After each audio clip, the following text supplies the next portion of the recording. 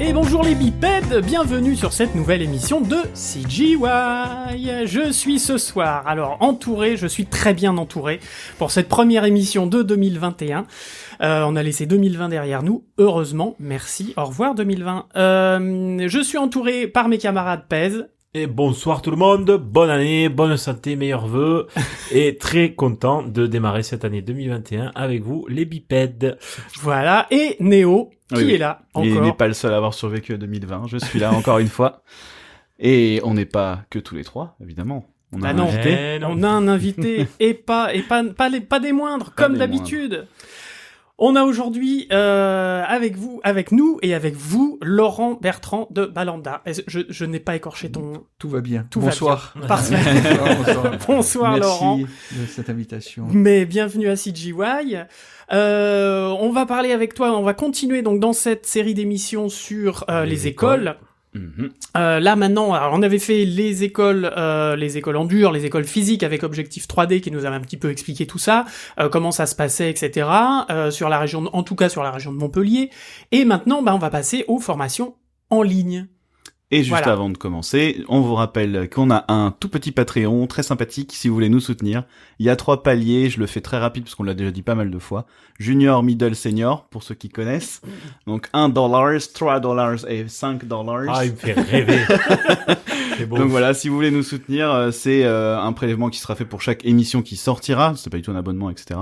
Et nous, ça nous aide à défrayer des gens, acheter du matos, des choses comme ça. Donc voilà, n'hésitez pas si vous aimez ce qu'on fait à aller sur notre Patreon. On a aussi un spreadshirt, on a pas mal de petites choses.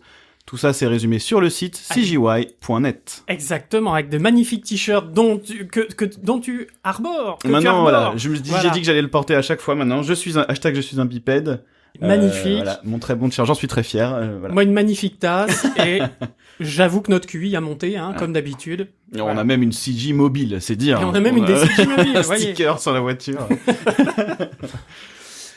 Et puis on a aussi un PayPal pour faire quelques dons si vous voulez pas forcément être prélevé tous les mois ou quoi, ou si d'un coup vous vous dites allez tiens je vais les aider d'un coup, paf on peut balancer une petite cagnotte. Et d'ailleurs on en a eu un qui nous a fait bien plaisir. Oui. Bien sûr, on remercie notre cher Arnaud Cobel qui avait été invité de l'émission Concept numéro 1. Concept et Matte Painting, qui nous a fait un généreux don via PayPal, et on le remercie chaleureusement de son écoute et de sa participation, ainsi que tous les autres Patreon bipèdes qui sont déjà fidèles au poste. Et de plus en plus nombreux. Exactement. Merci à vous. Merci beaucoup. Merci à vous, des gros bisous. Alors on attaque dans le dur. Allons-y. Alors, on va cuisiner Laurent. Il a très peur. C'est ça, oui. Non, t'inquiète, tout va bien se passer. Mais alors donc Laurent, ça fait quel est ton métier, et comment tu en es venu là? Par quelle porte par quelles portes es-tu passé pour arriver jusqu'à la formation en ligne de la 3D? Ouais. Donc là actuellement, je suis le créateur et le directeur de l'école Itribart. Donc Itribart existe depuis maintenant 12 ans. A été fondé il y a 12 ans.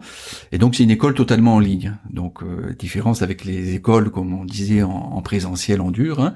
Voilà, c'est une école 100% en ligne.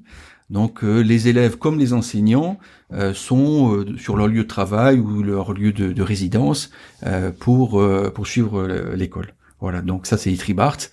Et donc alors je peux raconter un peu mon parcours si vous voulez. Bien entendu. Et donc alors le parcours dans la 3D, ça fait 25 ans que je suis à la direction soit de services pédagogiques de 3D, soit d'écoles. J'ai passé à travers une ou 2 écoles ici à Montpellier, l'ESMA, j'ai cofondé Artefix. Et après, je me suis rendu compte au niveau des écoles en présentiel que en fait, on avait la possibilité de pouvoir enseigner. Alors, bien sûr, le domaine de la 3D parce qu'il est sur des écrans d'ordinateur. Hein. On ferait pas la même chose peut-être pour la plomberie. Des choses comme ça. Quoi qu'il y en a des tutos de plomberie sur YouTube. Il y en a, c'est pour ça que je dis ça, mais ça serait quand même plus compliqué au niveau de l'échange. Pour les métiers manuels, bien sûr. Mais là, on a affaire donc à un écran sur lequel on vient donc discuter, l'enseignant et l'élève. Et donc l'idée m'est venue comme ça, en voyant que l'échange se faisait à travers un écran. Donc on pouvait très bien mettre à distance l'élève et l'enseignant entre guillemets et mettre l'écran au milieu. C'est ce qu'on fait donc à Itribart, au niveau des cours. Voilà, donc et plus l'idée que certaines personnes, certains élèves n'avaient pas accès à des écoles en présentiel parce qu'ils étaient à distance pour diverses raisons. Ça soit des contraintes, on va dire globales, socio-professionnelles, économiques aussi, ou des personnes qui ont un certain handicap. Donc on reçoit donc à Itribart, ça c'est important. Hein. Et donc ces personnes ne pouvaient pas aller donc dans des groupes, même rentrer dans des groupes ou dans des écoles en présentiel. Voilà. Donc d'où l'idée de Itribart. Voilà. Donc en fait j'ai recalqué mes 20 ans de direction d'école, je les ai recalqués en présentiel dans l'école en ligne. Et donc on retrouve la même structure pédagogique. Normalement on ne devrait pas perdre grand-chose. On poserait des questions là-dessus, j'imagine. Oui, bien sûr. Hein. Et donc pour savoir effectivement si on a les mêmes on acquiert les mêmes compétences de la même manière à une école en présentiel et une école en ligne. Donc ayant fait les deux, je suis à même à pouvoir comparer effectivement les deux systèmes pédagogiques. Avant d'aller dans le détail, moi je me pose une question, du coup, ça fait pas mal de temps qu'elle existe cette école. Au début, ça devait être assez compliqué, on n'avait pas les mêmes connexions internet qu'aujourd'hui et tout, non? Ça a changé, ça a évolué j'imagine, oui. Ouais, en 10 ans en 12 ans ça va très vite en fait au début, et on s'est posé justement plein de questions techniques entre guillemets, comment monter l'école. Notre premier souci, ça a été de reconstruire, enfin de mettre en place des cours en direct. Donc quand on dit cours en direct en enseignement en ligne, ça veut dire que c'est un grand Skype pour faire simple. Hein. On a donc une plateforme de connexion, de cours virtuels, comme un grand Skype, tout le monde se voit, tout le monde s'entend. Et on voit l'interface de l'enseignant. Donc c'est comme si on était dans une classe avec un vidéoprojecteur, c'est la même chose. Ça a été notre premier souci, d'avoir ce type de classe, parce que justement je voulais reconstruire donc ce que l'on avait dans une école en présentiel. Donc les cours en direct. Donc on a un planning de cours, chaque formation a son planning de cours par semaine, on a les cours en direct avec les enseignants, voilà. On retrouve un peu ce fonctionnement d'une école en présentiel. Donc ça il n'y a que des cours en direct du coup? Non, c'est complété par des cours préenregistrés.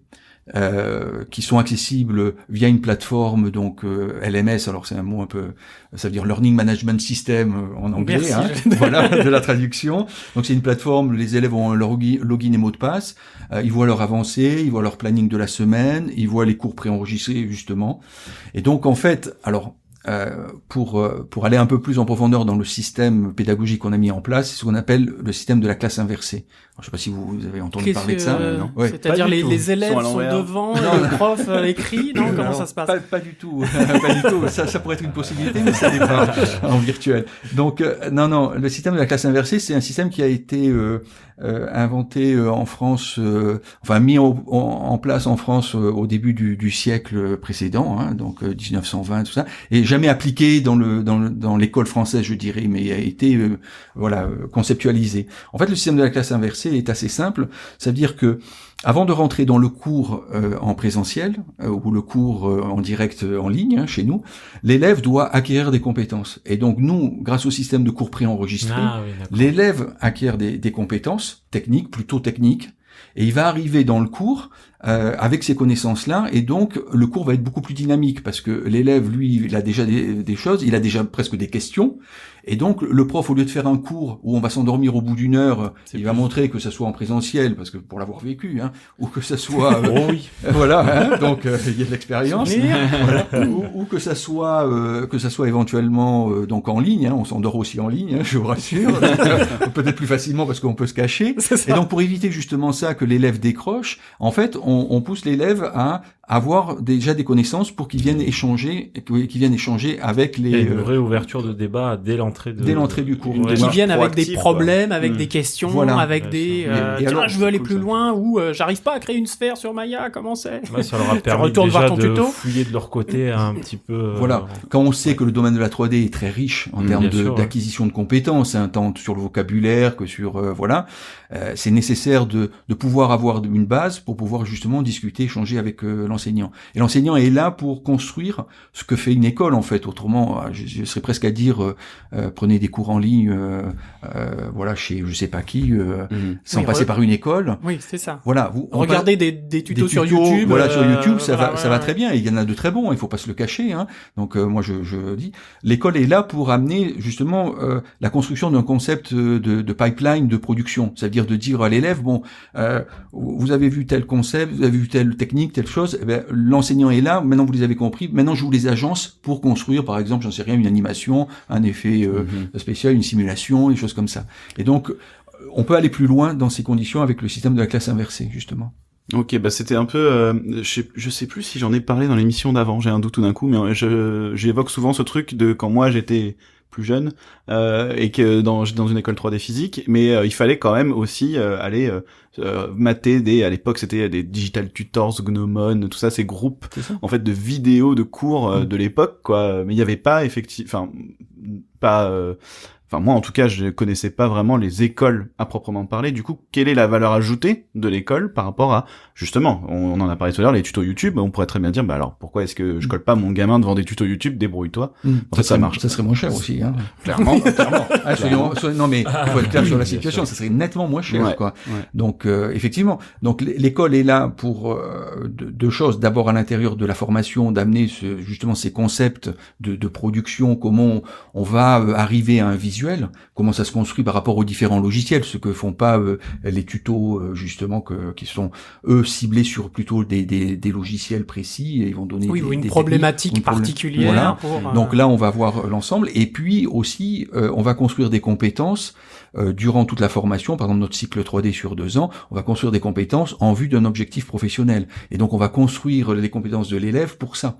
Ce que lui va pas réussir à faire dans son coin entre guillemets et souvent alors plus dans l'école en ligne que en présentiel. Moi j'ai des élèves qui arrivent, des futurs élèves, je fais passer un entretien donc voilà justement on pourra en reparler, mais un entretien de présélection et des fois il y en a qui me disent je suis allé justement sur les plateformes que tu citais, tuto.com ou autre, j'ai un peu vu, j'ai fait des choses, j'ai même appris des choses, mais maintenant je suis au bout dans le sens où je sais pas comment tout ça se met en place pour que ça devienne professionnel, pour que ça devienne dans les productif. Rouages, Voilà, c'est ça exactement. L'autodidacte, il y a ses limites quoi.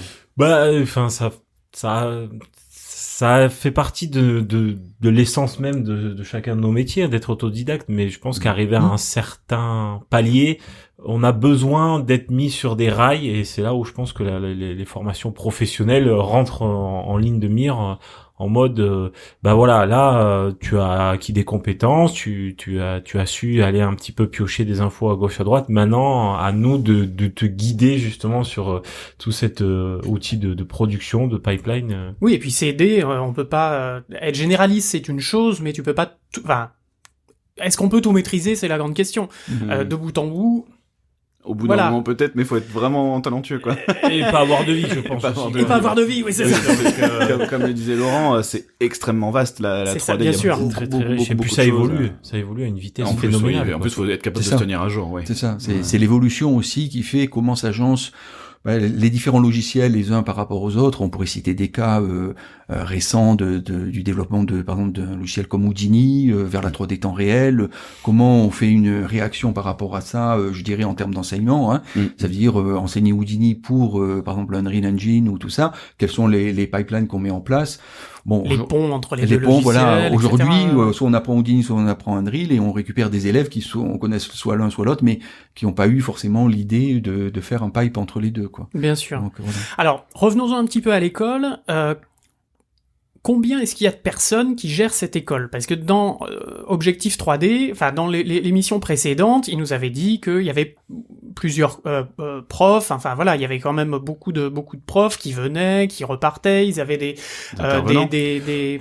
intervenants. Voilà, il y avait une grosse proportion d'intervenants quand même. Enfin, voilà, j'ai l'impression. Ouais. Beaucoup d'intervenants, etc. Donc, comment est-ce que ton école fonctionne par rapport à ça?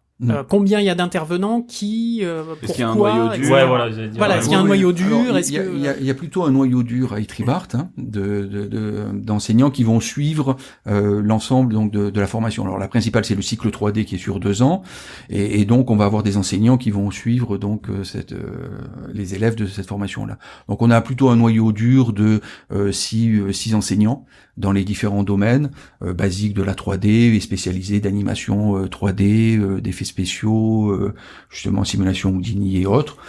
On a peu d'intervenants en fait. On peut avoir des intervenants, mais assez peu. Voilà. On pourrait plus le faire à la limite en enseignement en ligne, mais ça c'est pas véritablement présenté. Donc voilà. C'est pas. Pour le suivi, moi je préfère avoir effectivement des enseignants longue durée, je dirais. Bien sûr, fixe, oui. voilà. C'est plus intéressant. C'est des personnes du coup que tu as depuis quelques années qui ont Alors, vraiment oui. l'habitude et ont un cursus à mettre en place pendant l'année. Enfin, d'ailleurs, c'est combien d'années déjà aussi? C'est Bah, vrai, 2 ans, tu Voilà, nous disais que le le cycle pardon, 3D Oui, non, le était cycle sur 2 ans. 3D principal, formation reconnue par l'État au RNCP, niveau 6, Bac plus 3 est en 2 ans, en fait. Ah, donc Voilà. c'est- Alors D'accord. comment ça se fait? Parce que Ouais. Objectif 3D, la dernière fois, ils nous ont dit on a un cursus en 4 ans. 4 ans, ouais, c'est ça, c'était ça, c'était ouais. 4 ans. Ouais. Donc avec 3 années, alors une année générale, après il y avait Spécialisation très des vite. spécialisations, après il y avait Spécialisé en plus du jeu vidéo et aussi et du aussi, cinéma d'animation. voilà, c'est du pareil. cinéma d'animation, et il y avait le fameux court-métrage, etc. Alors toi, comment tu fais pour faire en 2 ans? C'est Du concentré. c'est ça, tu fais du concentré, Ouais, ils dorment pas. Oui, c'est ça. Alors, c'est déjà, bon, effectivement, c'est concentré en enseignement en ligne. Ce qu'il faut savoir juste pour, enfin, l'anecdote ou pour conceptualiser un peu l'enseignement en ligne, c'est que là, on est autour d'une table, il y a que moi qui parle, par exemple, et vous arrêtez de parler. Mais je sais que vous êtes là et vous êtes en train de m'écouter. D'accord? Donc, c'est du présentiel. Mhm. En ligne, si on s'arrête tous de parler là et qu'on fait l'enregistrement, on va se dire, tiens, il y a eu un problème, c'est coupé, ou une chose comme ça. Donc, en fait, on s'est aperçu que dans l'enseignement en ligne, on donnait à peu près presque 2 fois plus d'informations. On échangeait 2 fois plus d'informations qu'en classe de présentiel. Ah ouais. D'accord. Donc, ça veut dire que c'est Ah, beaucoup c'est plus que- concentré. Ça veut dire que on ne peut pas ne pas parler pendant un cours en direct. C'est-à-dire soit c'est l'enseignant qui parle en général, soit c'est les élèves qui posent des questions. Mais en permanence, sur 2 heures de cours, par exemple, en enseignement en ligne, ça en vaut à peu près 3 à 4 heures en présentiel. Et l'interruption est peut-être moins simple parce que justement il n'y a pas le contact qu'on vient d'avoir justement. Tu vois, j'ai pris la parole juste après toi parce que voilà, on sent ça. en fait que quelqu'un a envie de dire quelque chose ou aussi on sent un élève qui est perdu aussi. J'imagine ça peut être le cas de dire Coco, voilà. Et ça forcément ça ralentit tout le processus. Ouais. Coco, non mais... Non, Coco, pourquoi pas? Coco. Aux coquettes, je te On le parle. met en Bah, mute, Coco, mais- et puis on continue le cours en live, voilà. Hop, hop, hop, hop. Mais est-ce que, donc- justement, en concentrant le cours, excuse-moi, en concentrant justement tout ça, est-ce que ça fait pas trop d'informations? Eh bah non, puisque, enfin, je veux pas... D'accord, je peux pas répondre à ça. Laurent, tu peux rentrer, c'est bon, Pèse va nous donner toute la réponse. Je ne peux pas répondre à sa place, mais j'ai écouté quand même l'émission depuis le début, et il y a quand même cet outil formidable des cours qui sont enregistrés via la plateforme et qui peuvent être à la disposition des élèves.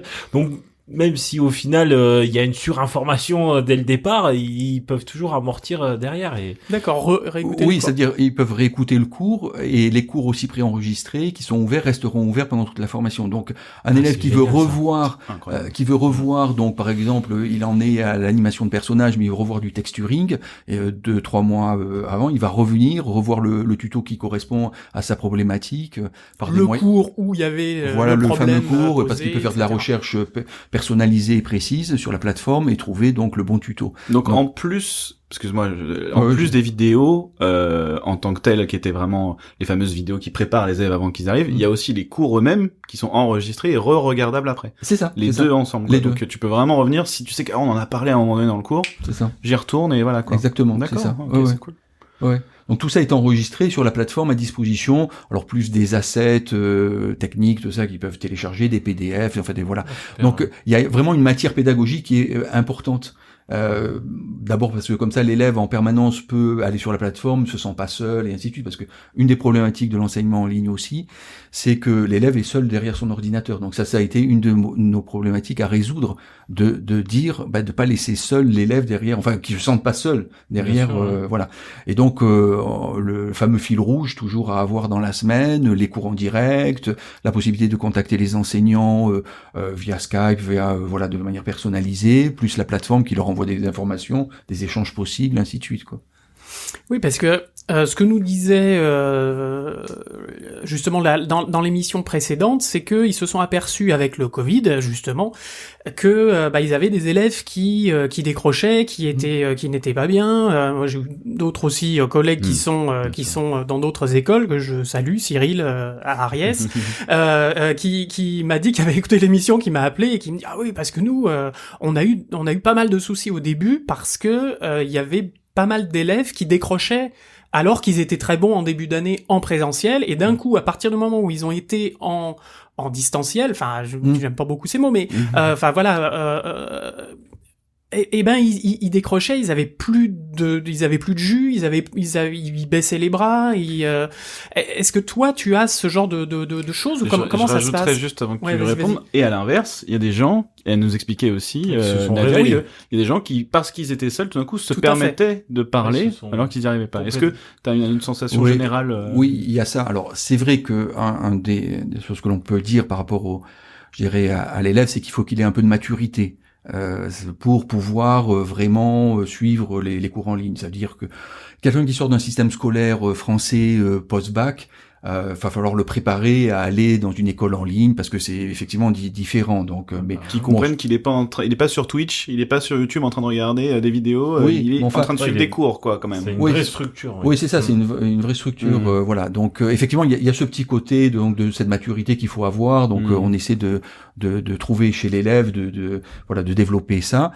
Après, c'est effectivement une histoire de mise en place, de structure, comme je dis, de fil rouge continu, de pas lâcher l'élève tous les jours, de lui dire que, il a un cours à voir, il a les cours en direct, il a le planning, le planning, justement. Le planning. Bon, parlons-en. J'en profite, tu évoques le truc, donc. Le planning de cours, donc, c'est les cours en direct, comme dans une école en présentiel, donc avec les enseignants. L'élève a cours, par exemple, de 14 à 16 heures de 3D, donc, il va se connecter, donc c'est l'enseignant qui lance, je dirais, la classe, c'est comme s'il ouvrait la porte de la classe, et les élèves rentrent au fur et à mesure. Et donc, l'avantage, on a un système de plateforme, justement, sur lequel on peut échanger vraiment de manière fluide, dans le sens où on voit, les élèves voient l'écran de l'enseignant, mais aussi l'enseignant peut demander de voir un écran d'un élève. Quand il a un problème technique, le raconter verbalement, c'est toujours une vraie galère, et donc à ce moment-là, il montre dans un logiciel comme Maya, j'ai un problème ici, tout ça, tout le monde en profite en plus. Bien sûr, et voilà. Et encore une fois, le cours est enregistré, donc on va revoir éventuellement là où on s'est bloqué. Donc voilà. Donc planning de cours, il y a 3-4 cours dans la semaine en direct, et c'est complété par des cours préenregistrés que les élèves doivent voir. Est-ce qu'ils ont encore le cadre vacances scolaires, alors, où on est vraiment là dans on rattrape un peu de temps, on disait en 2 ans, 3 ans, voilà, le bac plus 3 en 2 années, ouais. C'est là où on rattrape un peu. Il y a que entre Noël et Nouvel An où on fait un break. D'accord. Voilà, et après jusqu'en juin, on travaille. Alors, ce qu'il faut savoir, c'est que aussi en juin, les cours en direct et les cours se terminent, mais on suit les élèves 3 mois après juin, donc pendant tout l'été, pour la réalisation de leurs projets. C'est comme s'ils étaient un peu encore dans l'école, puisqu'ils envoient leurs projets, on les corrige, on leur envoie, et ainsi de suite. Il y a un échange encore. Il y a un échange, vous les lâchez pas dans la nature. Voilà. Alors, entre la première et la deuxième année, on fait ça pour qu'ils valident vraiment la première année, et qu'ils aient vraiment toutes les compétences pour bien rentrer en deuxième année. Et puis, à la fin de la deuxième année, c'est pour préparer le book, et on va les suivre pour aller vers leur futur métier. Donc, on va constituer avec eux leur book, donc un blog, une page internet avec tous les travaux, les breakdowns et tout ça. Et donc ça, c'est cette période-là de juin, tout l'été jusqu'à fin septembre pour réaliser ça. Donc on réétale un peu la période, donc c'est un peu plus long que 2 fois 9 mois, quoi. D'accord. C'était pas parce que moi j'avais l'impression qu'il y avait une première année plus théorique et une deuxième année projet. Non, c'est plus les 2 années, il y a un peu de tout, et après on se sert de l'été pour récupérer tous les travaux, c'est ça En fait, on fait pas, alors, comme d'autres écoles, je dirais en présentiel, où on a une dernière année en général où les élèves se retrouvent à 3 ou 4 à faire un projet. Un projet. Il n'y a pas de court-métrage. Un court-métrage, pardon. Donc un court-métrage qui va participer à à des concours pour l'école et à développer, voilà. Bon. Ouais, je sens que t'as un petit truc là. Non, mais quelle est ta vision par rapport au court-métrage? Ma vision, par rapport au court-métrage, voilà, est-ce qu'on en voit l'utilité? Moi, j'ai discuté avec pas mal de directeurs de studios, et notamment il y a quelques années, pas mal avec MPC à Montréal, où on a placé des élèves. Eux, ce qui les a intéressés, pour reprendre cet exemple-là, c'est que l'élève arrive avec un book et que ce qu'il y a dans son book, il sache le faire. Ça veut dire qu'ils allaient prendre le futur, l'élève, le mettre derrière un ordinateur et lui dire t'as fait un compositing sur Nuke, tu me le refais et puis on voit ce que ça donne. Donc à 4 ou 5 à faire un court-métrage, on sait très bien par expérience, puisque je l'ai fait dans les écoles en présentiel, donc voilà. Sur 5, il y en a 2 qui bossent à peu près, 1 qui bosse vraiment, 2 qui bossent à peu près, et 3 qui bossent un peu moins, 1 qui ne fait jamais rien, derrière. Voire qui est jamais là. Bon, j'exagère tout juste. J'ai la même expérience. C'est pas trop. Il n'y a pas que du faux dans ce que non, il y a même plutôt du vrai. Oui. Non, j'ai fait 3 années. Ah non, mais je suis totalement et c'était un d'accord court-métrage par année. Les 3 années, c'était comme ça. On était 5, 6 et 8, ou même 9, je crois, la dernière année, et ça a été comme ça, les 3 ans. Après, on va rentrer dans le débat de ça dédouane de toute façon ça desservira les gens qui ont pas travaillé sur le court-métrage puisque au premier boulot on verra vite si les gens ont les compétences ou pas, donc c'est sûr.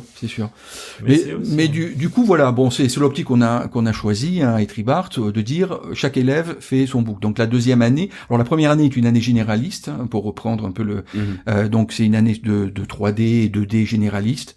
L'objectif étant à la fin de l'année de maîtriser des logiciels de 3D, de faire de la modélisation, texturing, rendu, enfin les choses de base. Et après en deuxième année, on se spécialise.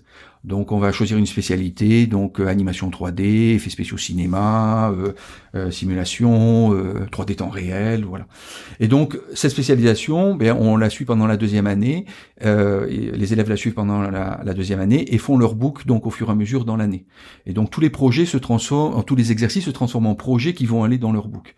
Donc en fonction de leur spécialisation. En fonction de leur spécialisation, effectivement. Et à la fin de l'année, ils vont avoir une vingtaine de projets, entre 15 et 20 projets, qu'ils vont pouvoir mettre sur leur book. Donc ils ont un book assez étoffé avec différentes techniques, voilà. Et c'est que des exercices qu'ils ont fait seuls. C'est que des exercices qu'ils ont fait seuls. Ouais. Voilà. Donc c'est vraiment représentatif de leur travail, leur compétence. Et est-ce que tu considères que les étudiants qui sortent de Etribart sont des généralistes ou des spécialistes?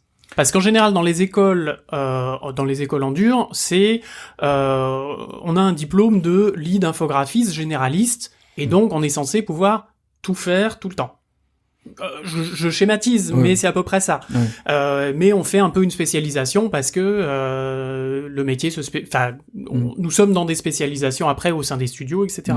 Mais du coup, toi, tu considères tes alumni, comme on dit ça, j'ai jamais compris ce terme, comme des spécialistes ou des généralistes? Non, plutôt comme des spécialistes. C'est-à-dire qu'effectivement, la deuxième année, elle est là pour se spécialiser. C'est vraiment l'objectif. Ça veut dire que on va sortir effectivement lead infographiste avec la spécialité FX simulation, animation 3D, voilà.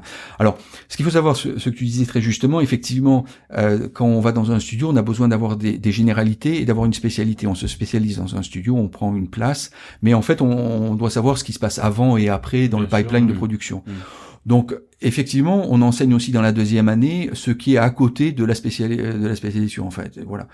Je prends l'exemple. L'avant et l'après, quoi. Voilà, l'avant et après. Je prends un exemple très simple. Quand on est en FX simulation, si on sait pas ce que fait le compositing, on peut pas bien simuler parce que effectivement, on va trop simuler ou voilà, et ainsi de suite. Et puis, ça, au rendu, on en aura trop ou pas assez.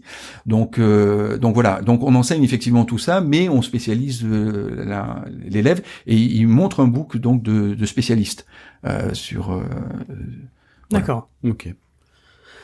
Tu parlais, parce que là on parle de la fin, mais le début, alors donc les conditions d'admission, c'est quoi pour rentrer dans l'école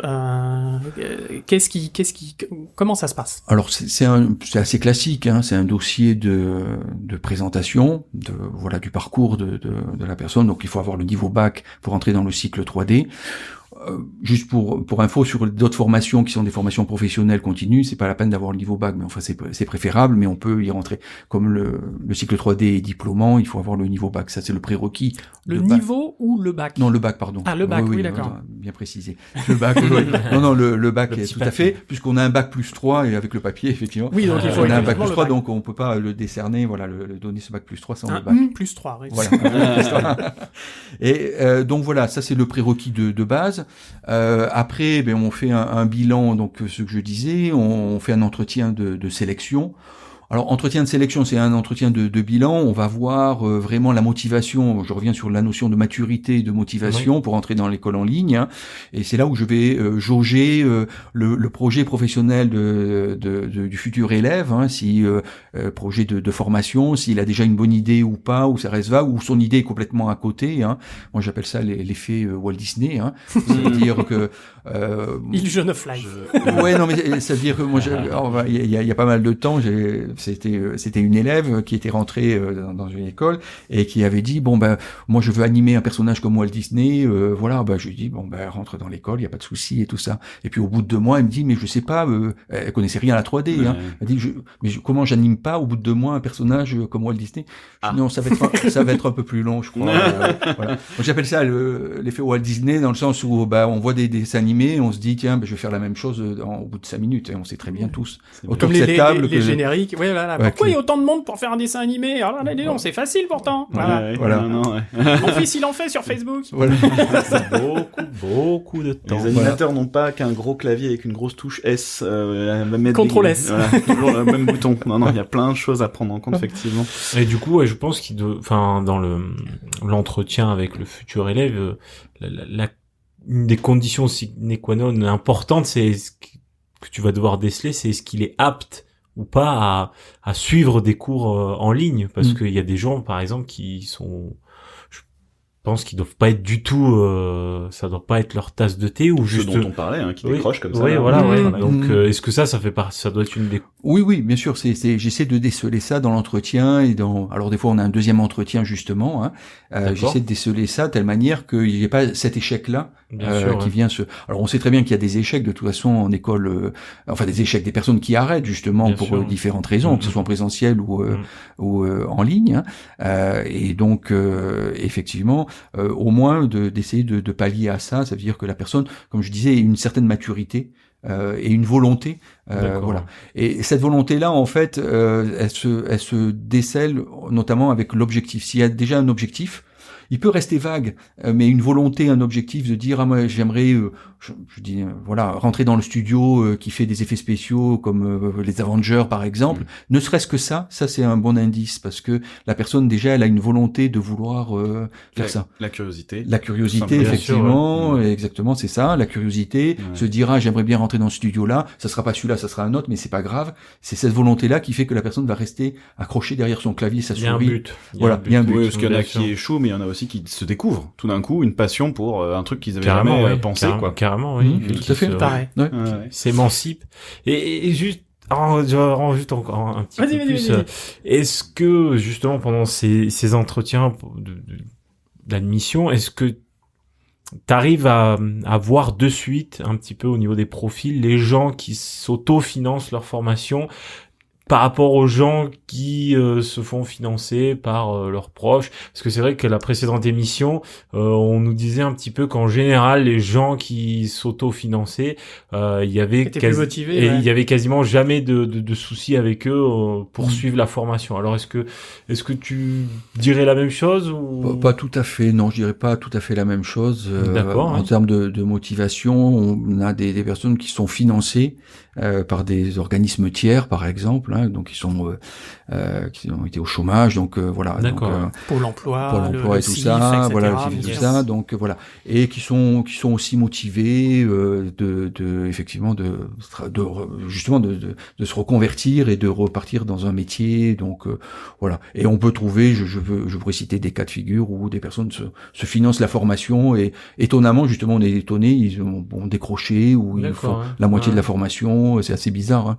Oui, voilà. Ouais. Une dernière chose sur l'admission, est-ce que quelqu'un qui ne sait pas dessiner, qui n'a jamais touché à la 3D, peut quand même parvenir à rentrer? On t'apprendra à dessiner Néo un jour. On le sait que Alors, tu l'as subi. Justement, donc effectivement, c'est un peu un prérequis qu'on peut demander à l'entrée du cycle 3D. On peut demander que la personne sache un peu dessiner, mais c'est pas bloquant. Moi, je bloque pas là-dessus. Pourquoi? Parce que on forme pas des dessinateurs, hein, on forme des personnes à la 3D. Si on va se retrouver dans la spécialisation, justement, je prends un cas FX simulation, on a peu de chances de toucher un dessin, de faire un personnage ou autre chose comme ça. Par contre, d'avoir des compétences ou d'avoir un œil que l'on développe dans la formation sur l'image, ça c'est autre chose. Bien sûr. Voilà, les techniques de dessin, ça reste une technique. On peut l'apprendre ou ne pas l'apprendre. Mais alors moi, je suis un jeune photographe. Je suis un vieux photographe plutôt. J'ai commencé jeune, à l'âge de 5 ans, avec mon père. Donc, je suis plutôt du domaine de la photo. Je suis pas du domaine du dessin.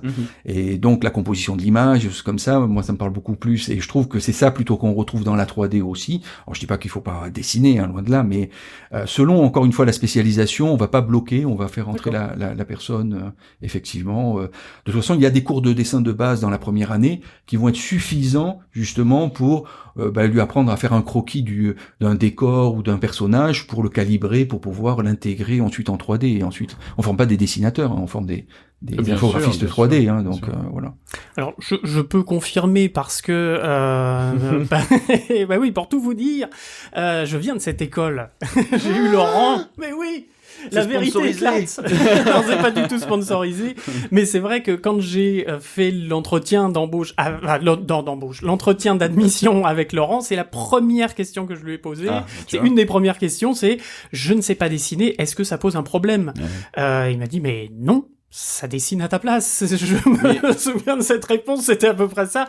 Et j'ai fait, merde, toutes ces années perdues. Ça fait partie de l'effet Walt Disney, hein. Tout le monde pense que faire de la 3D, faut savoir dessiner, hein. C'est ça. C'est je ne sais toujours pas dessiner, hein, je le rappelle. Moi non plus. J'ai pas évolué depuis. T'as un boulot dans la 3D, là, maintenant, actuellement. Il paraît, oui. Il paraît, bien, alors. Non, bah voilà. Alors par contre, comment donc je reprends ma casquette, vous n'avez rien entendu.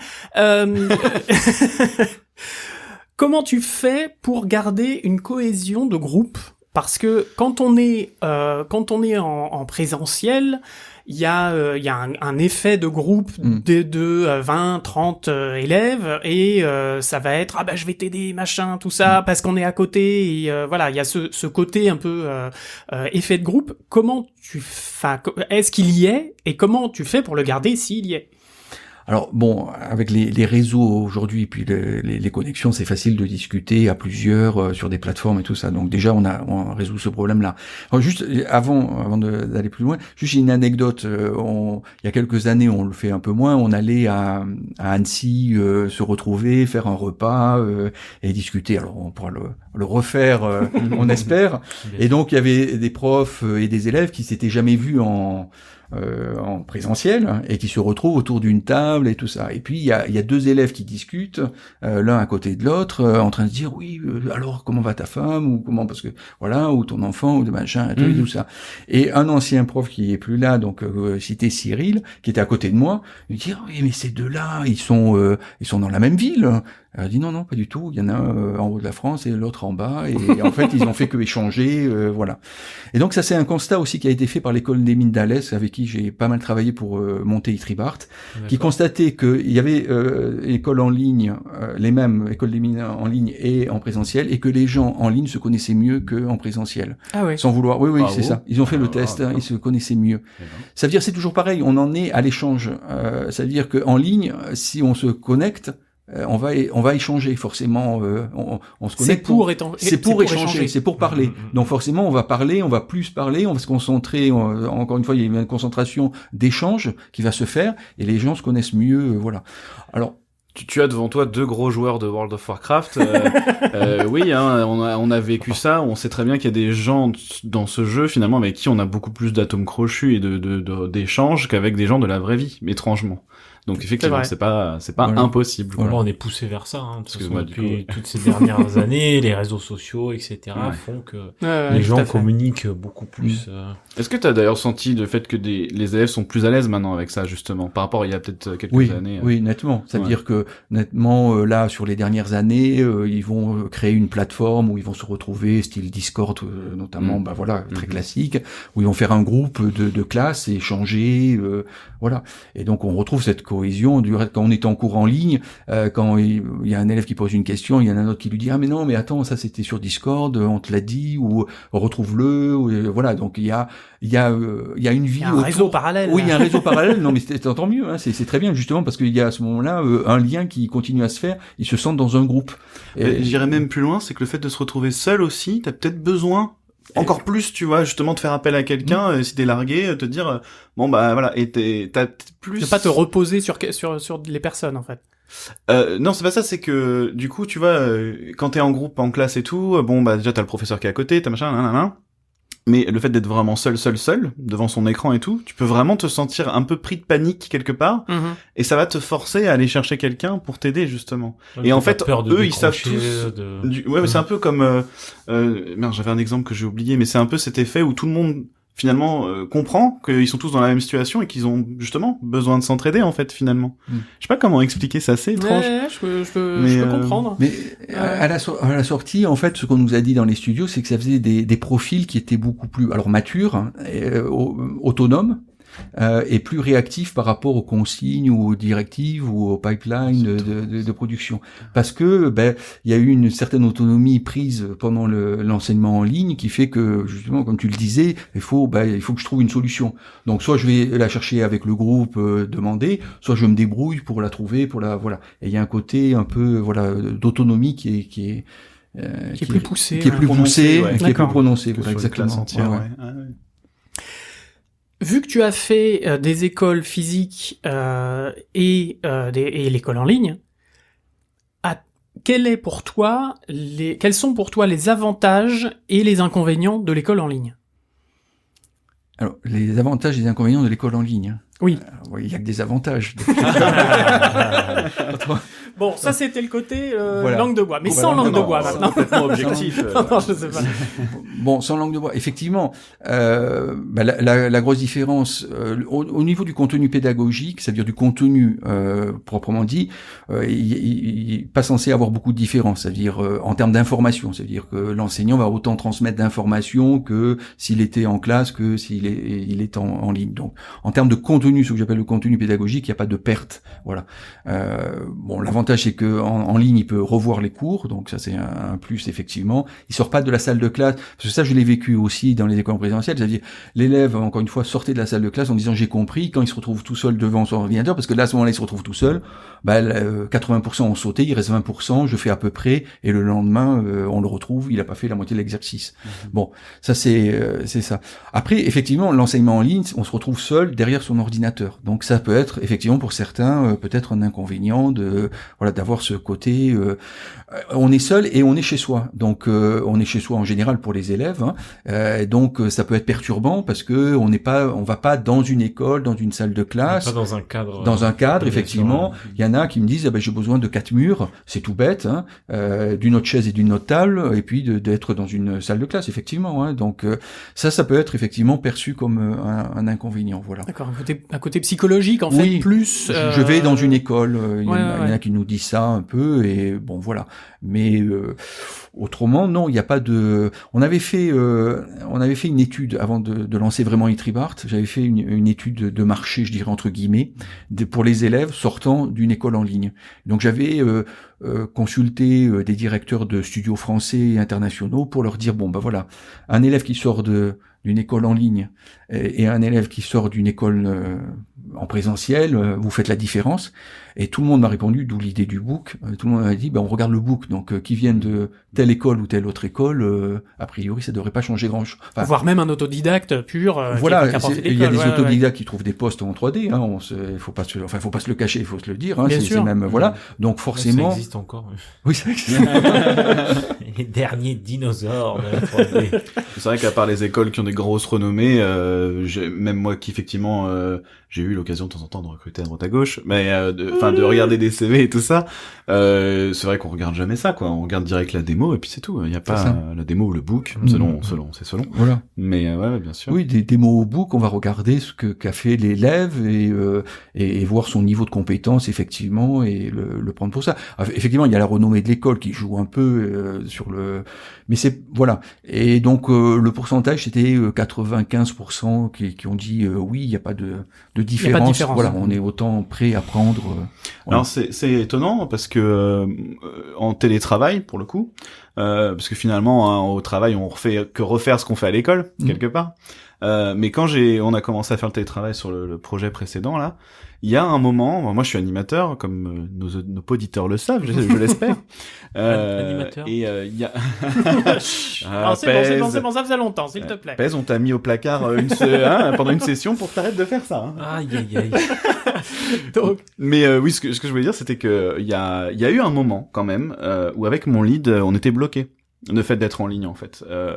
Alors effectivement, il n'y avait pas j'ai l'impression qu'il n'y avait pas non plus l'infrastructure comme vous avez à Etribart, dans le sens où il pouvait pas prendre le contrôle de ma machine, me montrer, etc. Mais il y avait vraiment ce côté où il y avait une retake d'anime qu'il fallait faire et il fallait qu'on se voit en fait. Il fallait qu'il soit à côté de moi, il fallait qu'il me mime le truc, il fallait qu'il me montre parce que on tournait en rond, tu vois, c'était un truc voilà. Et est-ce qu'il y a des situations comme ça des fois qui peuvent se passer et comment est-ce que vous avez une petite solution aussi par rapport à ça ou est-ce que finalement ça n'arrive pas et parce que en fait voilà, je retrouve le fil de ce que je voulais dire. C'est que du coup comme c'est quand même une formation assez spécialisée, il y a pas de court-métrage, il y a pas ce côté comment je pourrais dire échange de groupe ou artistique pur où il y a des choses dans l'artistique où au bout d'un moment c'est l'échange avec la personne, c'est moi j'explique toujours ça à des gens, je leur dis mais moi des fois j'ai retake d'anime, en fait je reviens à ma place, j'aurais dû filmer avec mon téléphone parce qu'en fait tout ce qu'on s'est dit, en fait il y avait autre chose à interpréter dans la façon dont ça a été dit, dans le mime, dans le rythme, dans machin, etc. Qui ne peut être fait que par le présentiel en fait, tu vois ce que je veux dire. Et du coup je me disais est-ce que le fait que ce soit quand même des formations qui soient un petit peu plus techniques permettent aussi d'éviter ce genre de soucis, tu vois, et du coup t'as très peu ce genre de situation. Bon, on a la spécialisation animation 3D qui est c'est Fred Bodometti qui la dirige et il utilise tous les moyens à sa disposition pour faire semblant d'être en présentiel, ça veut dire qu'il va se mimer avec une webcam, il va, enfin voilà, pour ce que tu disais, hein. Et après c'est l'échange effectivement. Ça veut dire que il va avoir des cours plus longs d'échange effectivement, par exemple dans l'animation en 3D ou dans le Cara Design, on va avoir des cours effectivement plus longs d'échange créatifs que on va dire par exemple sur des spécialisations comme FX Simulation, on est peut-être un peu plus des fois sur de la technique, et donc c'est voilà, la technique, faut faire ça et ça, le suivre, et donc l'échange est plus formel, plus direct effectivement. Non, il y a pas eu de blocage vraiment, quoi, je dirais à ce niveau-là. Voilà. Moi c'est rassurant parce que c'est quelque chose, voilà, moi chaque fois que j'y pense à ça, je me dis ça doit pas être évident quand vraiment on est coincé artistiquement sur quelque chose et d'être que en ligne, parce que on est d'accord que personne ne se voit du tout de toute l'année normalement. Enfin c'est pas prévu par le cursus. Non, c'est pas prévu. Il faut être à Annecy, quoi. Voilà, Annecy, où on se retrouve. L'année dernière, ils sont venus à Montpellier 2-3 élèves pour voilà. Mais oui, effectivement, c'est 100% en ligne, donc il n'y a pas de présentiel du tout. Donc il faut trouver effectivement les moyens nécessaires, voilà. Donc c'est une préparation aussi. Par exemple, Fred Bonometti, ce qu'on fait pas dans d'autres spécialisations, il prépare des animations en amont de son cours. c'est-à-dire des vidéos, et qui va donner au fur et à mesure en expliquant, voilà, hop, il monte la vidéo, il explique, l'élève voit la vidéo, et ainsi de suite. Donc voilà, il y a une préparation effectivement plus importante. Encore une fois, je reviens sur le Cara Design aussi, qui est un côté voilà très créatif, faut échanger. Voilà, il y a des échanges plus longs effectivement, mais c'est possible quoi. Ok. C'est possible. C'est quoi? Est-ce qu'il y a parce que tu nous as dit qu'il y avait pas de court-métrage à la fin, voilà. Comment tu évalues les élèves? Alors, on est en mode dit contrôle continu dans l'année. Donc, en général, dans la formation, notamment du cycle 3D, il y a des modules de formation, donc module à la 3D, module aux effets spéciaux, module, voilà. Et à l'intérieur de ces modules, il y a entre 5 et 10 exercices, on va dire, à réaliser. Donc, il faut réaliser tous ces exercices avec la moyenne, enfin voilà, une notation. On valide le module. Tous les modules étant validés, on a validé l'année. Donc ça, c'est la première partie. Et la deuxième partie, donc c'est le fameux book qui doit être présenté. Il y a une soutenance en fin de deuxième année qui fait que l'élève va présenter son book à l'ensemble des enseignants et des professionnels et qui vont donc sanctionner le travail. D'accord. Voilà. Donc c'est comme ça. C'est pas effectivement sur le court-métrage, c'est sur les travaux personnels de l'élève que l'on fait. D'accord. Et tu es obligé de noter, du coup? Alors, c'est l'éternelle question de la notation. Voilà, la valeur de la notation. Alors, pour l'anecdote, nous, on a une notation sur 100. Donc, voilà. Ah oui, la vache. Voilà. Et donc, voilà, c'est comme ça, et donc, oui, on s'est beaucoup posé la question parce qu'on est en formation professionnelle, on est avec des adultes et donc, est-ce que de mettre une note formelle, c'est-à-dire vous avez 75 sur 100, vous avez c'est bien ou pas bien, est-ce que juste la validation de l'enseignant suffit ou pas, ou les corrections? Bah, on hésite. Enfin, je veux dire, on hésite encore parce que effectivement, il y a des élèves qui ont besoin d'avoir une note. Oui, voilà, voilà. C'est ça, hein, ce qui est le plus important au final pour les élèves, quoi. C'est parce que je pense que tout le monde a besoin à un moment donné de se s'évaluer, de se placer sur une échelle. Alors est-ce que c'est plus important un chiffre, voilà, ou plus une validation de compétences, maîtrise la compétence, ne maîtrise pas assez, ne maîtrise pas du tout. Enfin. Alors on fait les deux. On met la note et on a ce vocabulaire-là, maîtrise, pas maîtrise, il faut revoir ça et ainsi de suite. Donc avec les projets personnels. Mais effectivement, à un moment donné, on avait pensé enlever carrément les notes et de rester sur le. Et bon, on s'est aperçu que une majorité d'élèves aimaient bien avoir un barème, quoi, de se dire ah ben j'ai 75 sur 100, bon bah ça va, je suis bien, quoi. Il y a un côté rassurant, mais c'est vrai que dans nos métiers c'est compliqué, surtout quand tu mélanges l'artistique avec la technique. Bah du coup comment peux-tu pas noter le goût de quelqu'un, enfin. Mais non, puis quand on est en prod, on va avoir des retakes. Et c'est pas parce que t'as beaucoup de retakes que t'es mauvais ou que voilà, donc mais nous aussi on fait les retakes. Non mais c'est pour ça que la notation est un peu délicate, c'est-à-dire qu'on donne une date de rendu d'exercice. Mais on sait, certains le rendent bien à cette date-là et il y a d'autres qui ont fait qu'une partie, et donc on va pas leur dire bon ben c'est terminé, vous avez pas rendu, donc vous avez pas voilà. On est encore une fois en formation professionnelle, donc on va permettre à l'élève de pouvoir continuer à avancer, corriger éventuellement ce qu'il a fait et ainsi de suite. Donc effectivement il va représenter une semaine après son travail, et donc la notation va changer. Donc voilà, c'est ça aussi qui est important. L'objectif étant encore qu'il acquiert donc des compétences et qu'il ait un book à la fin de bien ficelé, quoi. Hein. Tu dis formation professionnelle, il y a stage ou des choses comme ça dedans? Alors par le stage est à l'extérieur de la formation, enfin est après la formation. Ça veut dire que il y a un diplôme en juillet qui est donné, et après donc on aide l'élève soit à trouver un stage, effectivement on peut faire une convention de stage, soit un premier emploi directement. Donc il n'y a pas d'obligation de stage pour avoir le diplôme. Très tout bien. à fait. D'accord. Et alors Itribart avec son réservoir d'élèves fraîchement diplômés, j'ai pu voir aussi sur le site que vous dispensez des formations spécifiques, comme dans animation, compositing, VFX, les spécialités, etc.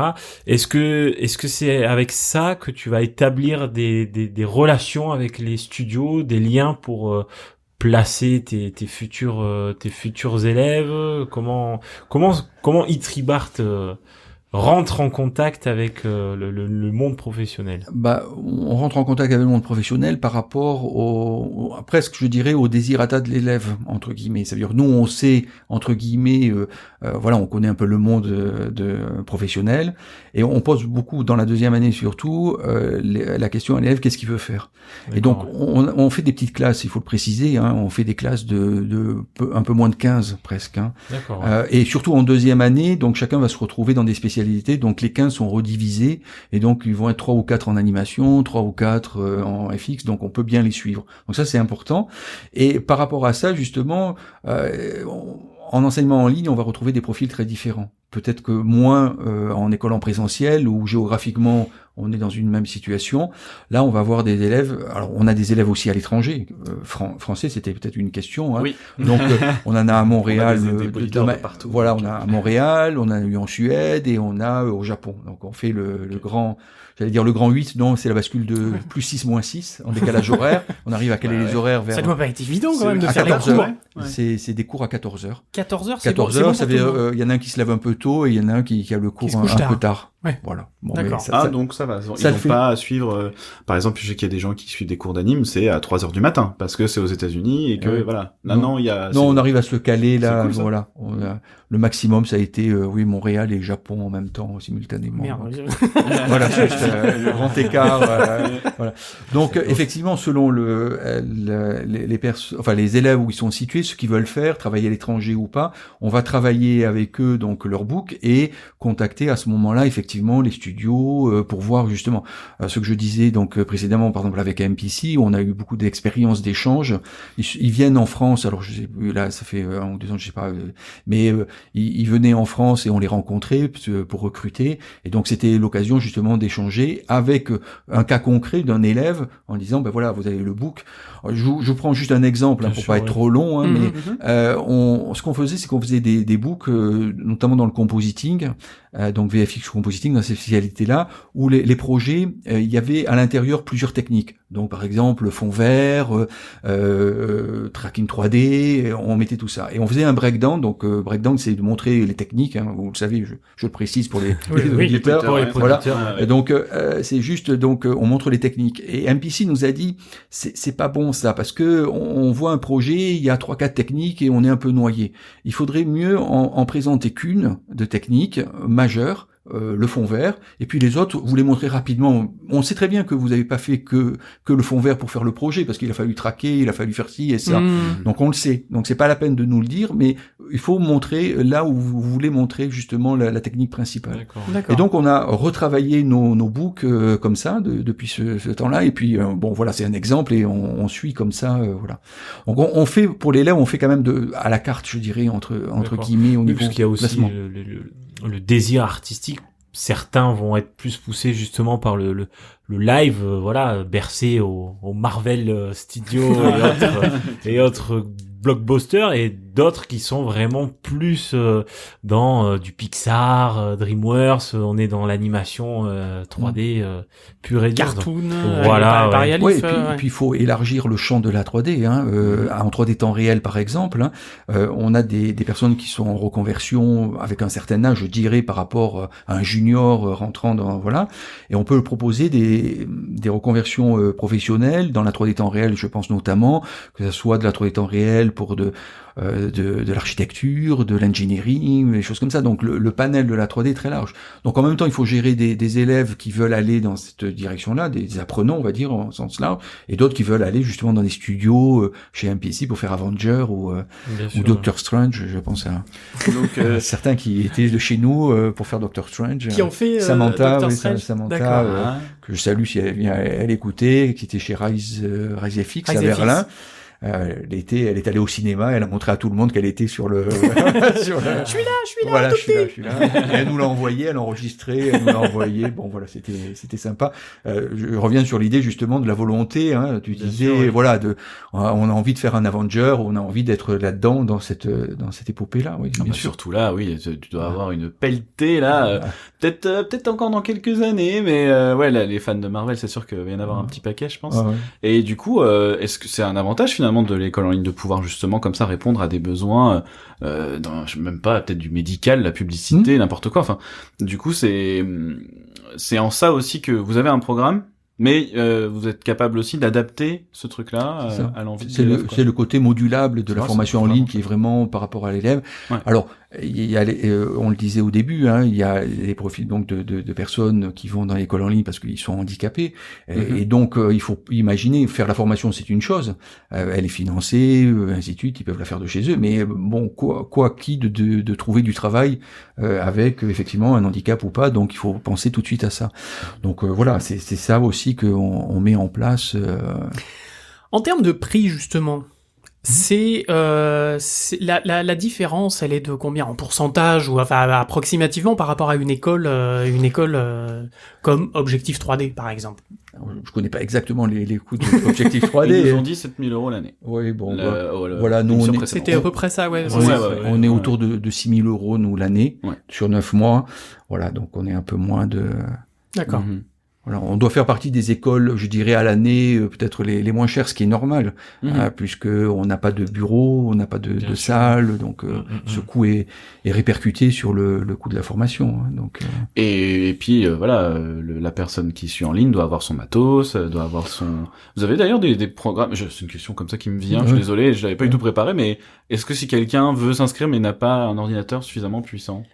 Alors, comment ça se passe? Oui, on peut l'aider. Enfin, on peut lui trouver, voilà, des moyens. Mais c'est lui qui fera l'acquisition du matériel. Oui, ça reste son matos. Ouais. Bon, enfin, quand tu dis l'élève doit en école en ligne avoir son ordinateur, c'est vrai. Mais en école en présentiel, il faut avoir aussi son ordinateur à la maison pour finir ses exercices. Hein, oui, bien sûr. Mais même pour, tu vois, ce que je veux dire, c'est que même pour étudier, il en a besoin, quoi. C'est ça le truc. Je sais qu'il y a certaines écoles qui fournissent. Enfin, c'est dans le prix de l'année, il y a un ordinateur fourni, ils ont un accord avec Dell, voilà, avec un Alienware, voilà.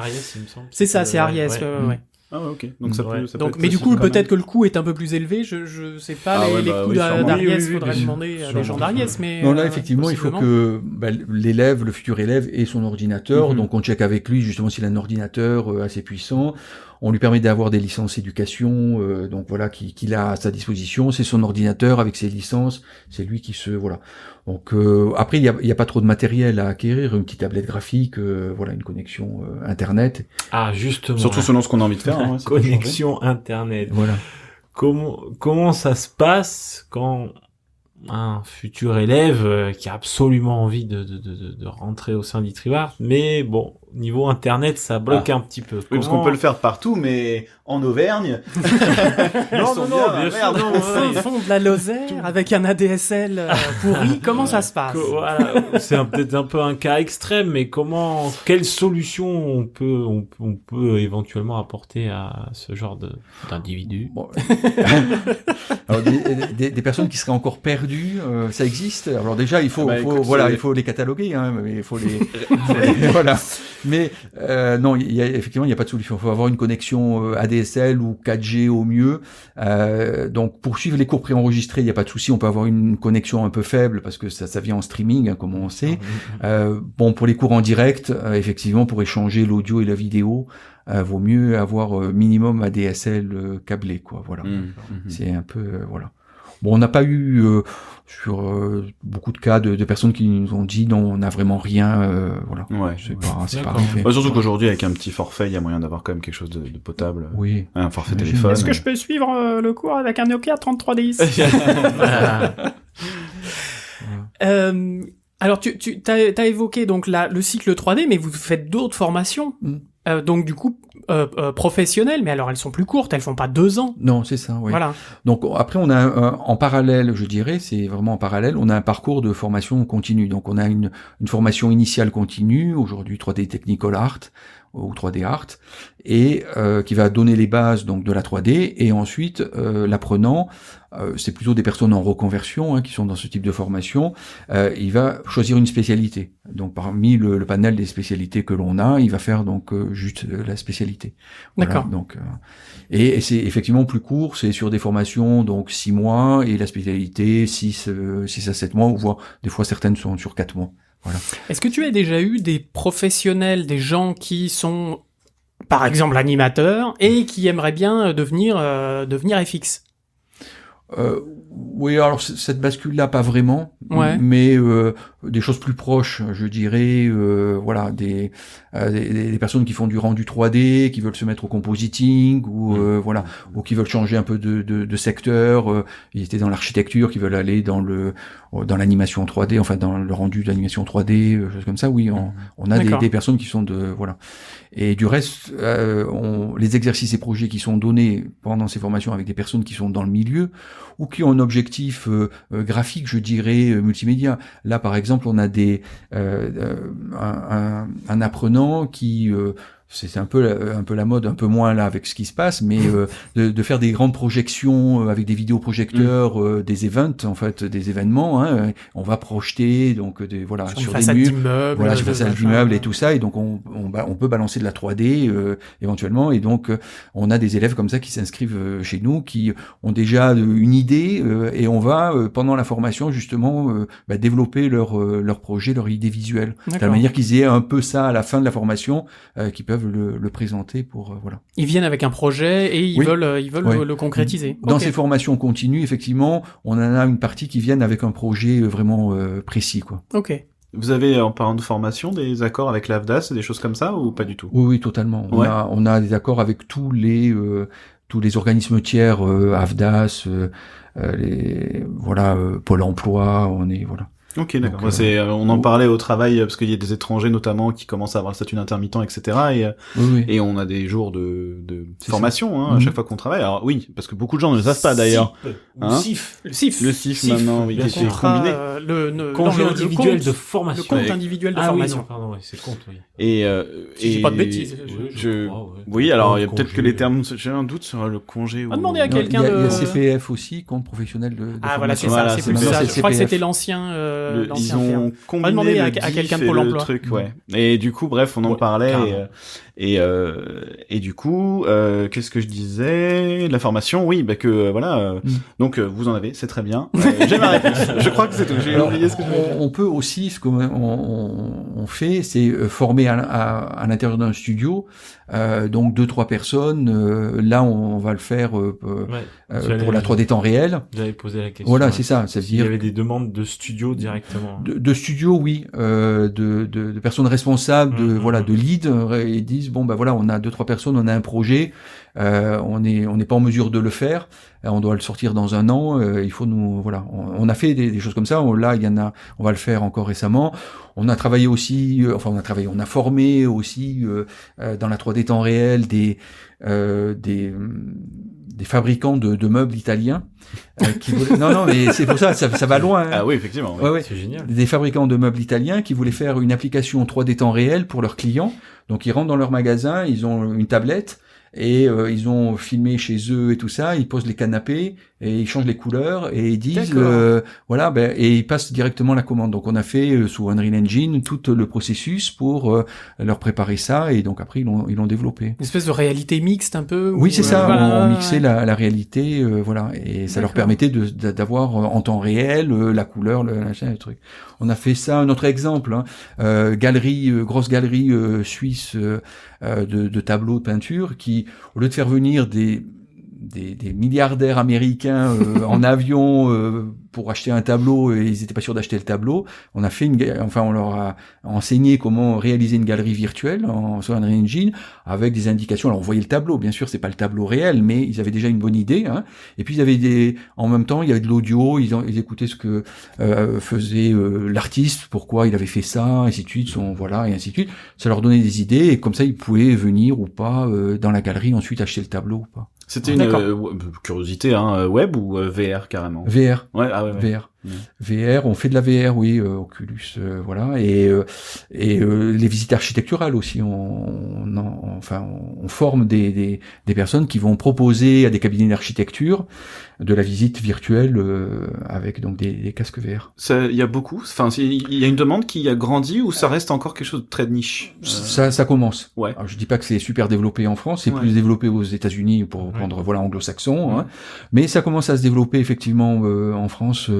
l'histoire de on rentre dans un bureau, on met un casque et on voit notre futur appartement. Ouais, ou les agences immobilières, tout ça. Oui, c'est ça, les agences immobilières, tout à fait. Ouais. Mais ce qu'il faut savoir dans ce domaine-là, pour l'avoir vécu, pour être en contact directement avec pas des sociétés de 3D justement, des sociétés immobilières et autres, pour leur dire vous voulez pas vous former à la 3D, c'est que ces personnes-là, la première chose qu'elles disent, non, on veut pas se former à la 3D, on n'a pas besoin de 3D. Et puis quand vous leur dites ah oui mais attendez, vous pourrez faire visiter un appartement en 3D temps réel avec un casque et tout ça dans le monde entier. Dans le monde entier. Ah bon C'est possible. J'achète. Non, c'est pas vrai, ils sont pas au courant, mais moi ça me rend fou ça. Ben, il y a encore, je pense qu'il y a encore, c'est un peu comme l'effet Walt Disney, on parlait tout à l'heure. Il y a encore un effet 3D quand les gens, on leur parle de 3D. Oui. Les gens, ils ont encore cette image de ah oui, tu mets les lunettes rouge et bleu et puis tu vois le personnage en 3D. Non mais c'est vrai, mais c'est vrai, et là je pense qu'on en a un bel exemple de gens qui se passent d'un outil surpuissant qui leur permettrait de développer leur activité et ils passent à côté de ça.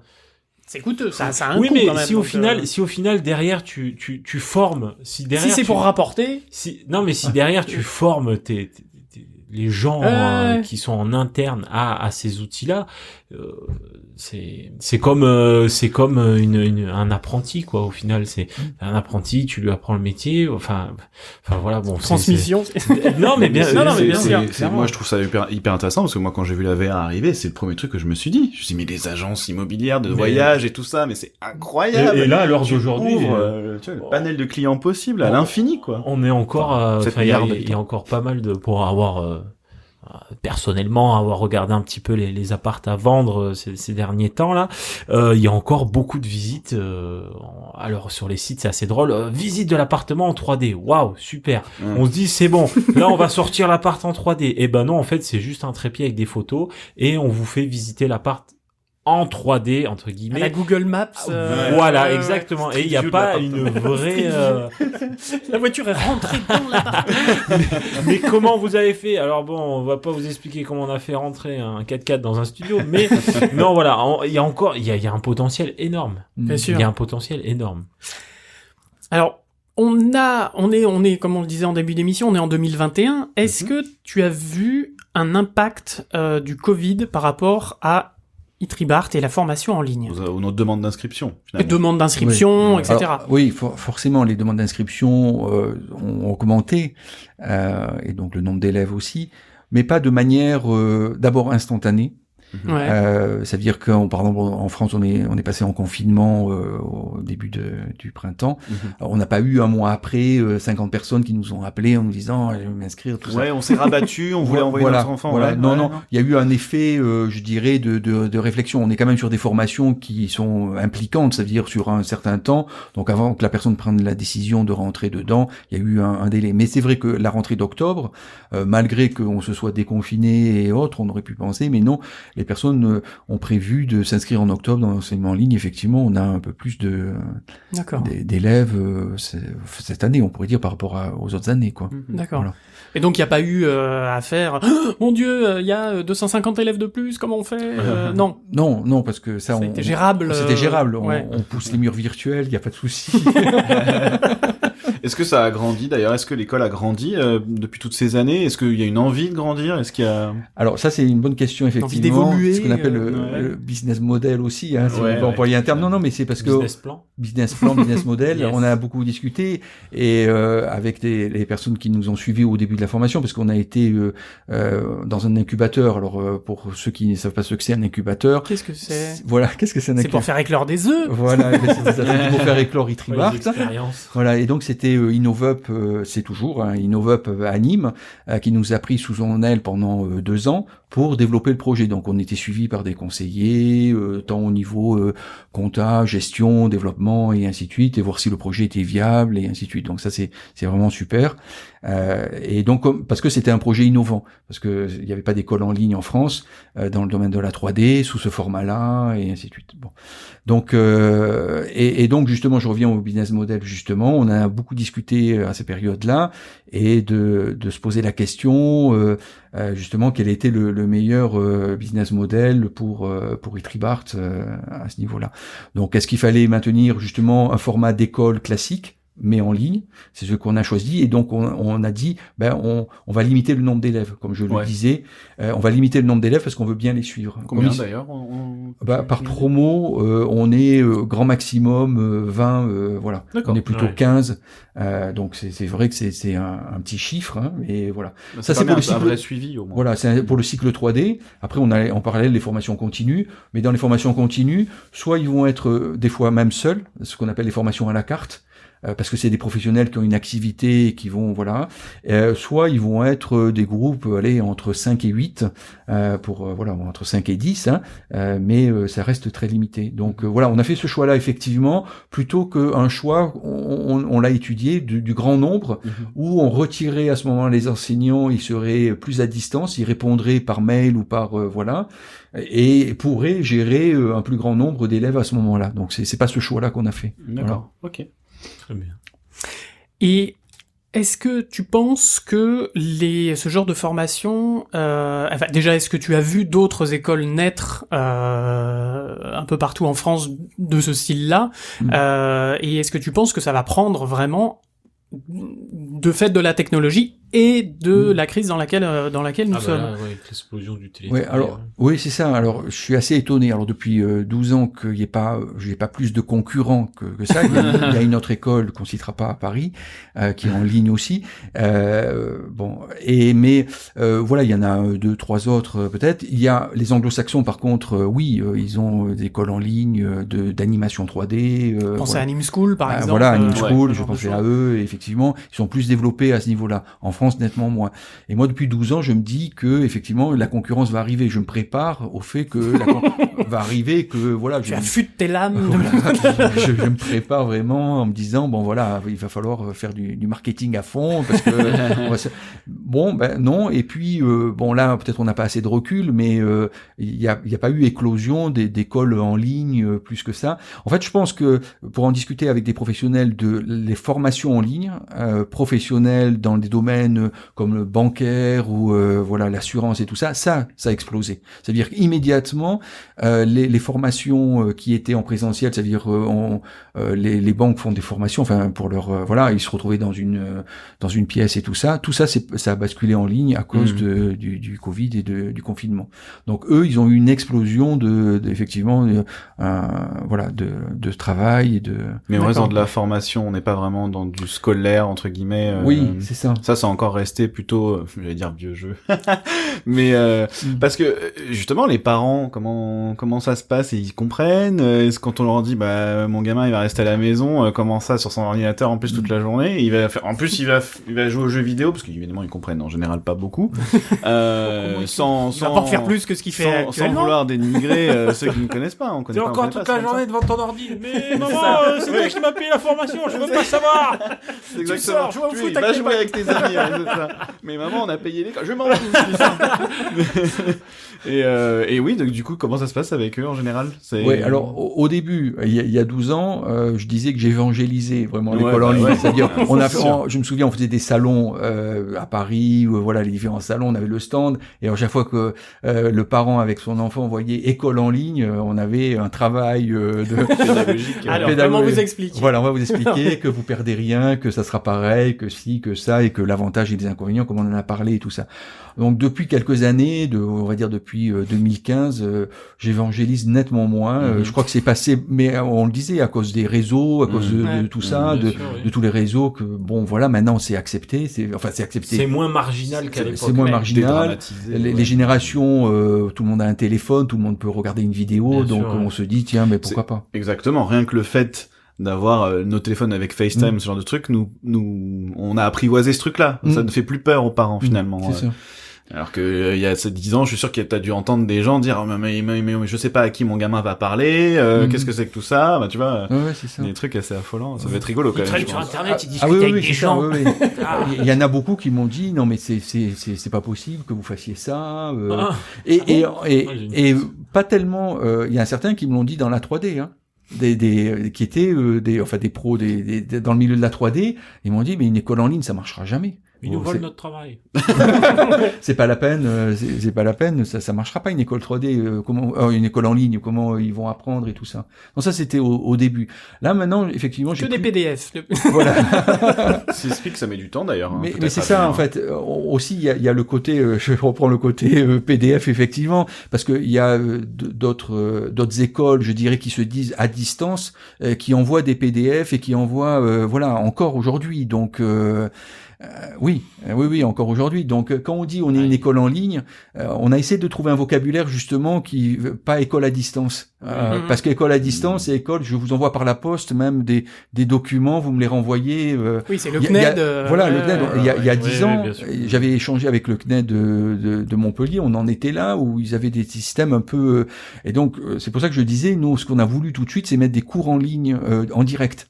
Pour dire, voilà, on est différent, c'est pas un PDF qu'on vous envoie, Ouais, vous allez voir le prof. Pour Vous allez Pas que des l'entendre. tutos que vous allez Bien vous sûr. montrer et Voilà, puis vous faites c'est un ça. exercice, c'est bien, c'est pas Voilà, bien. voilà. C'était ça vraiment l'idée, quoi. Pour casser ce côté, voilà, Une vraie définition de qu'est-ce que une école en ligne. C'est pas voilà juste envoyer des documents. Il y a et- un enseignement, ouais, une voilà, transmission. non, C'est Voilà. hyper important. Ouais, voilà, je suis d'accord avec ça. Voilà. Et un échange, pas qu'une Et transmission, c'est un échange. Oui, oui, surtout. bah oui, bien sûr. Et c'est peut-être pour ça aussi qu'il y a peut-être pas autant d'écoles en ligne à l'heure d'aujourd'hui. Peut-être que Itribart a posé des grosses bases Des bien gros jalons. bien lourdes là. Allez, Et courez derrière, mes maintenant, cocos. maintenant, il va Hein, falloir on prend le coco de tout à l'heure. Voilà, le même coco. Bon, ben merci beaucoup, Laurent. Merci à toi. Merci à vous. hein, Moi c'est- j'avais ça- une dernière. Ah. Alors la petite. La question de pèse. Ouais, alors, il y a- Je vais faire un jingle, hein. Alors non, juste très rapidement. Pourquoi Itribart? Pourquoi Ah. avoir appelé Ça Itribart? veut dire quoi? Itribart. Ça veut dire quoi, Itribart? Ça veut dire que c'est la tribu de l'art. I pour Internet, D'accord. tiré et tribu de l'art. Donc je me suis, alors, sur le nom, je me suis beaucoup Génial. posé de questions pour que ça soit international déjà. Ça veut dire que ça puisse être lu par des anglo-saxons comme par des français. Donc j'ai évité les mots français, on m'en excuse, hein, véritablement. Et donc la tribu de l'art, pourquoi? Parce que en fait on se rassemble en tribu aujourd'hui dans l'art. Avant, au siècle précédent, on était en académie. Donc on rentrait dans une académie, l'académie des beaux-arts, on faisait telle tendance et tout ça. Aujourd'hui, c'est plutôt, toi tu fais la même chose que moi, viens dans ma tribu, tu peins comme moi, même les peintres, hein, même voilà, ou en 3D ou en toi, tu peins comme moi, tu dessines comme moi, tu sculptes comme moi, allez on se fait une petite tribu. Donc Tribart. D'accord, hein. T'es un Voilà. gobelin. D'accord. Il y a même des Génial. noms de tribus. Un gobelin. Donc le premier exercice, c'est faire une grotte et faire des Mettre peintures ses mains, rupestres. Donc, de T'appartiens la à la tribu. projection, avec du paint, bref. Merci encore, Laurent. Merci à vous. Ça a Merci à été toi, Oui. un beau C'est trop moment. Ouais. Belle émission. Comme ouais. d'hab, on pourrait encore durer des heures comme Oh ça. hein. là oui, mais je vois l'heure qui tourne. Mes petits amis, puis on a le couvre-feu. Mon Dieu. Oui. Bon, en tout cas, merci de nous avoir écoutés. On vous rappelle, si vous avez aimé l'émission, si vous aimez nos émissions, si vous voulez nous soutenir, même ne serait-ce qu'à 1€ par émission, ça nous fait super plaisir. Donc le Patreon, le PayPal, et si vous voulez des goodies, le Spreadshirt, avec de belles tasses, des belles casquettes et tout team. Et puis on se retrouve pour la prochaine émission. On va sûrement rester dans le thème de l'école, mais comment? Alors on a fait l'école physique, l'école en ligne, mais alors c'est quoi les autres? Eh ben vous verrez Ouais, la et prochaine oui. émission. Surprise. C'est peut-être pas. Fusion. Merci en tout cas de nous avoir écoutés. Encore merci à Laurent. Longue vie à Tribart. Merci. Yes. Complètement objectif, évidemment. C'est complètement objectif. J'ai remis ma casquette. Et gros bisous à vous les bipèdes. À bientôt. Ciao Et les gars. Bonsoir tout le monde. Ciao, ciao, ciao. Bonsoir tout le monde. À la prochaine. Salut à tous. Ciao.